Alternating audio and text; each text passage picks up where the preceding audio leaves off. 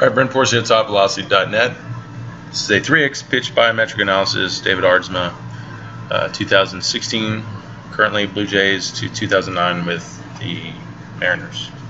So this will be pretty in depth. We're looking at inches per frame is speed, distance from origins, back foot on the rubber, X, Y position. X is the linear measurement, Y is the vertical.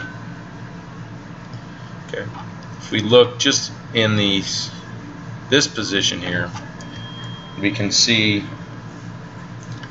that the knee is about 4 inches from the rubber to 6, so it's a little bit more out than it was in 09. You can see here kicking out from the hip. The hip is actually in the same position, 38.8 to 39.5, so that's pretty much the same position. The knee is a little bit more out. Interesting. Okay, so let's go about 6 frames. 6 frames.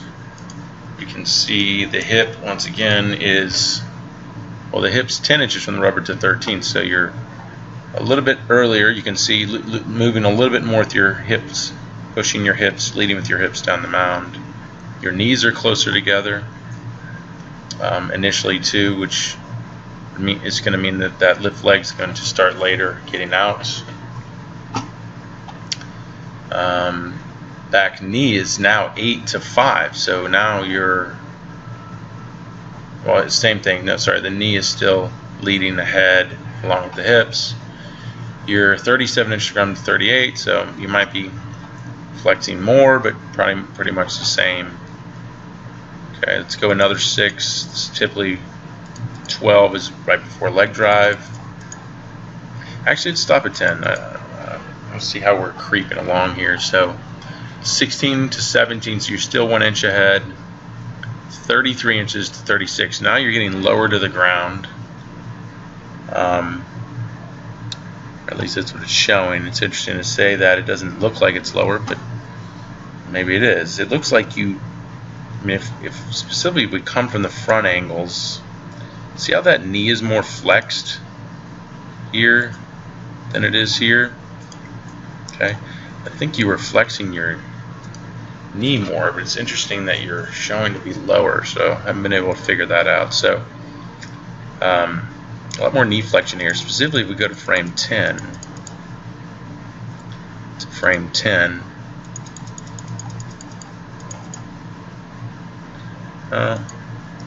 probably is, no, it actually probably is more.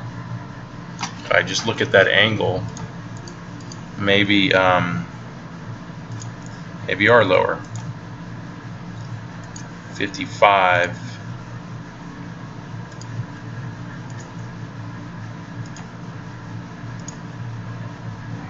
62, yeah, you're right. So you are lower here.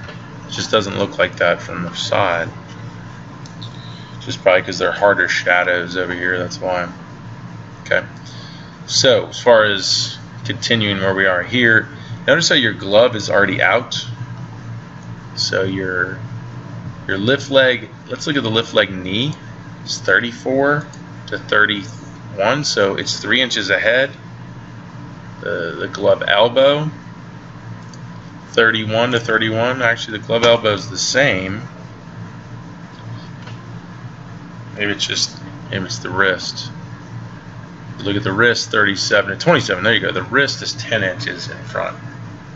So you're keeping your glove side more across your body. Okay. You're keeping your lift leg knee 34 to 31, 3 inches behind in Seattle. Your left toe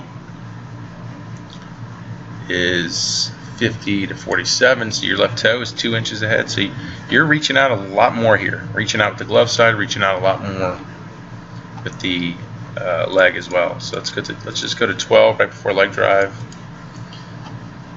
Toe 60 to 57, still 3 inches behind. Knee 42 to 40, so it's 3 inches or 2. So you're starting to catch up here.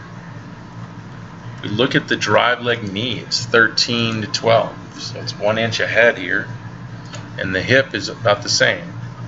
So it looks like you're already starting to internally rotate, and here you're holding torsion longer. So you're still back in torsion, you haven't started rotation. glove side's way up at this point. So the glove side elbows at 34 to 35. So the glove side elbows are the same except for the glove wrist, 46 to 37. So once again, your wrist is reaching out more. Throwing arm, right wrist, it's 50 from the ground to your 49. So those are the same. Let's see the elbow, 49 from the ground to 51. The elbow looks higher here. So that's the same. Let's look in the front view. Let's see your trunk position is 12 here. Looks like you're more ipsilateral. Let's see. Chin to belt buckle is 73. Chin to belt buckle 73. Okay, so that is the same. These harder shadows I think are throwing us off, but the lead leg side is way more extended. Specifically the glove is out more, the knee is out more, the foot is out more. Okay, let's go another 6. Well, that's going to be front foot, so we're going to front foot. Okay. You can see it front foot. It's probably going to be more obvious in front view here.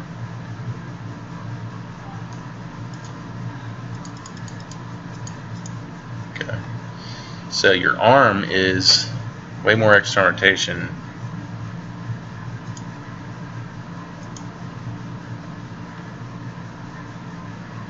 It's 110 degrees of external rotation to, yeah, way more. It's 160, so a lot more trunk rotation has occurred. And you can see it's like your glove side looks, it's a little bit more tucked obviously here. So if we look here, your left elbow, it's 41 from the ground to 47, so 6 inches pulled and tucked. So we've got early trunk rotating. So I think that's why you were kicked, by you kicking your glove side out early and your front side out early. You're obviously early trunk rotating, earlier trunk rotation, less hip to shoulder separation. So less early or less external rotation in 09, another indication. Front leg force vector at front foot is 133 to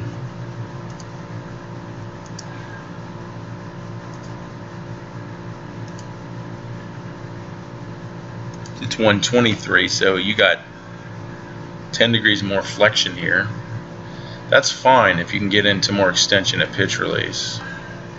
If we look at your force vector here,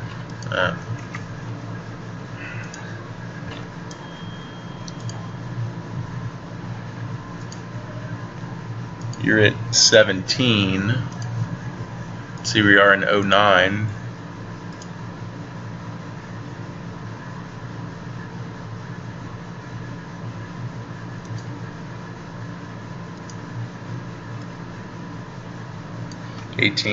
They're both pretty much 18, so that's about the same. Okay. Farther down the mound, let's see, your left toe is 75 to 74.8, pretty much the same. So you got the same stride. Let's see, right hip to the ground, 27 to 30, so your leg's even more abducted, which is good. Okay. That's probably why you have more flexion here, because you're lower to the ground. So that's not bad.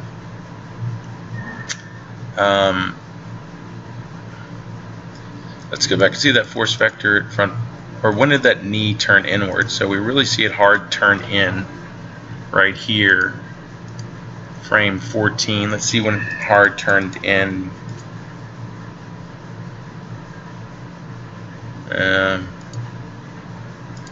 So 15.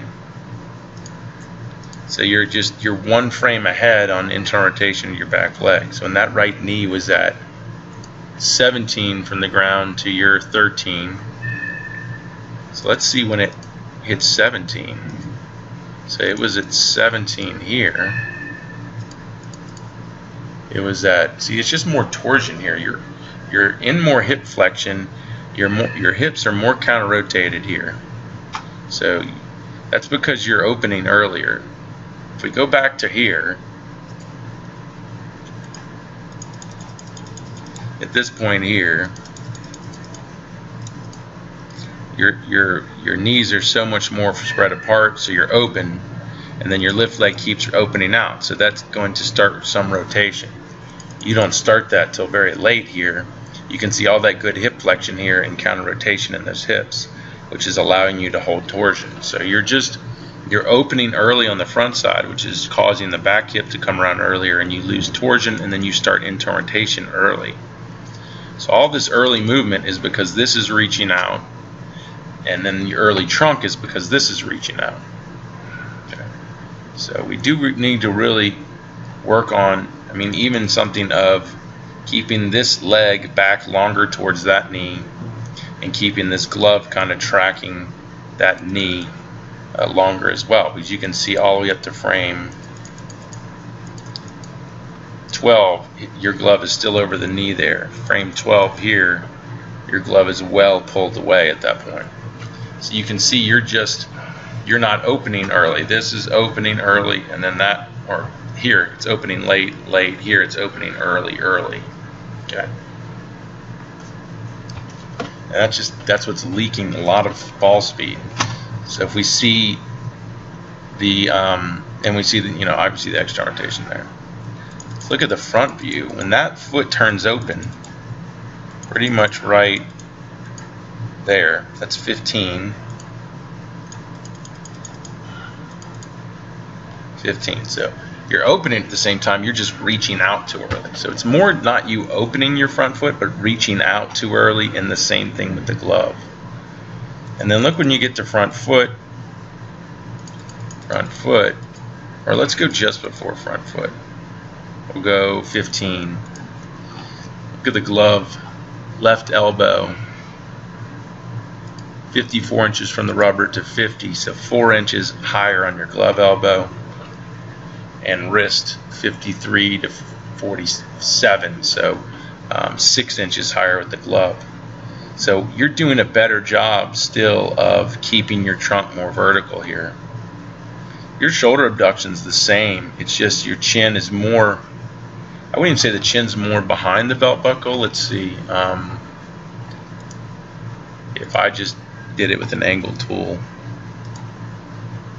just try to go parallel to the belt, to the chin. Let's go 6. Parallel to the belt.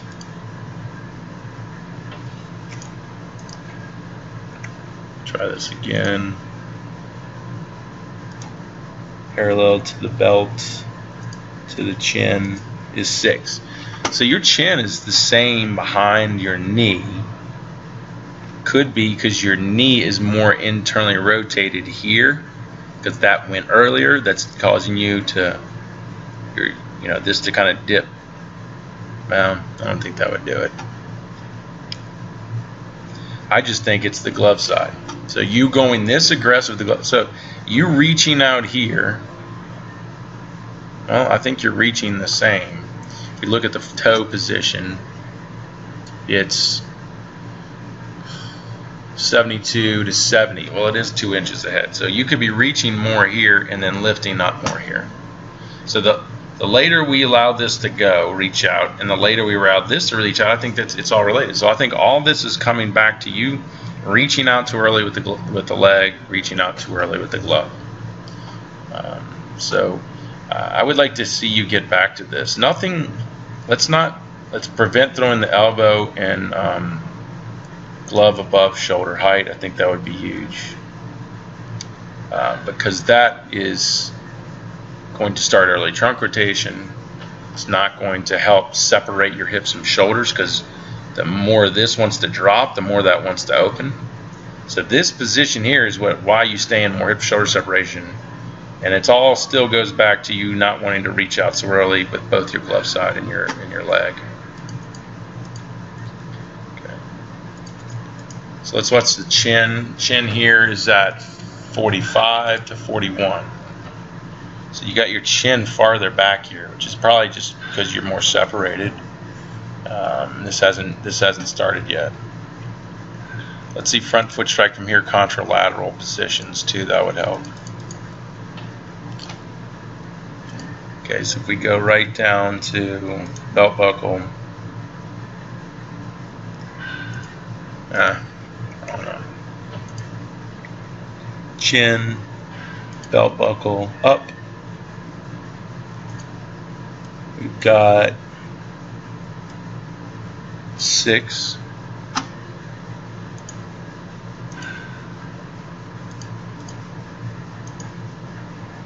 Chin, belt buckle up. 12, a lot more. So I like the contralateral tilt, but it's also probably because you're more open at this point. That probably is going to even up when we go to maximum external rotation. So if we go to maximum external rotation and then we take the same measurement,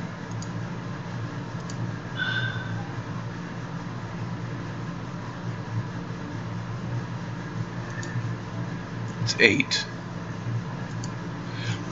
Maybe, you know, that's actually probably going to be more. 11, so a little bit more, which is fine. I like, which is good. Just we need to get more hip shoulder separation from it. If we look at release point, that angle is 133.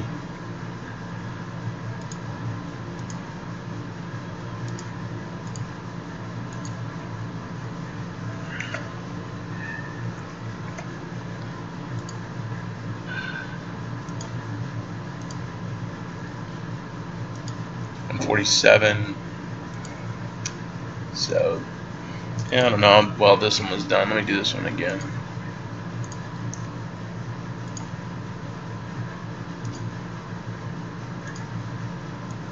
Yeah, 144. So you look the same on your release point. Okay. As far as your front foot position is left toe.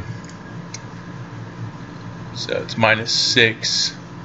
So that means it's still closed from your initial position to left toe, -3. So I think you landed more open here.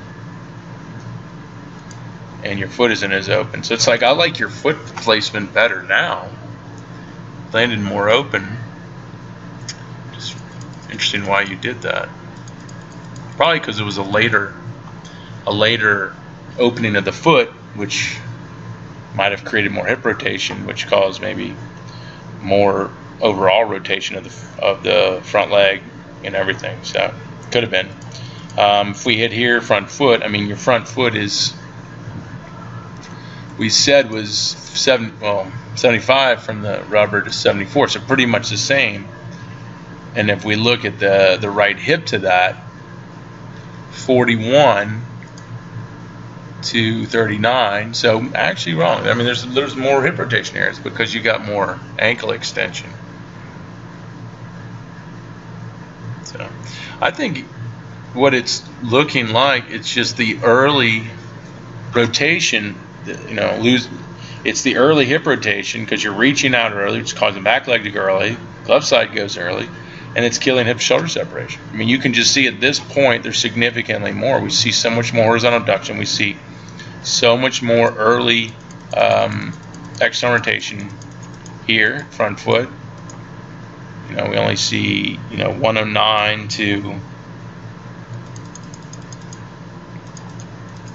you know, 160, so considerably more early external rotation, which is an indication of early trunk rotation. So I think, like you said, you've been saying trying to just separate better, and that's the key. And I think it's all linking to you not keeping your leg back long enough, reaching out too early, and then your glove side going with it and reaching out too early. And I think you really fix that up. I think that's the problem, and that's why you don't feel connected, because it's all going early, and then it's causing everything to not separate and go early, and you don't feel it transferring the energy as well. That's what you did exceptionally well in Seattle. Was everything, the leg reached out late, the glove side stayed down because it reached out late, more horizontal abduction, more vertical trunk position at front foot strike, more hip to shoulder separation, and you get all that later action, and that meant more ball speed. But if we go back and we look at the speeds going through, I mean, just to see if you've considerably slowed down in any way. I mean, if we watch the hip, you know, let's watch the knee. The knee peaks. See what it peaks at.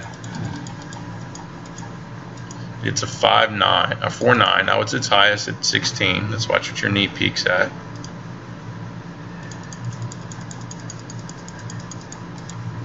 Okay, hit a 5.1. It's pretty much the same. I would put those at the same markers.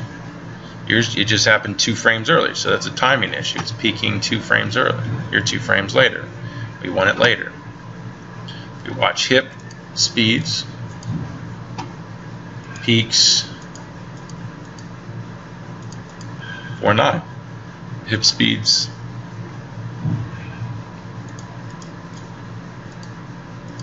okay, 5.0. So pretty much the same. See trunk speeds.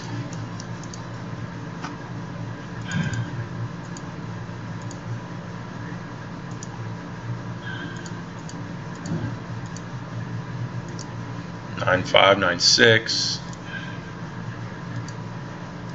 Okay, so 8.3. So we lost hip speeds. Why did we lose hip speeds? Because we had poor hip to shoulder separation.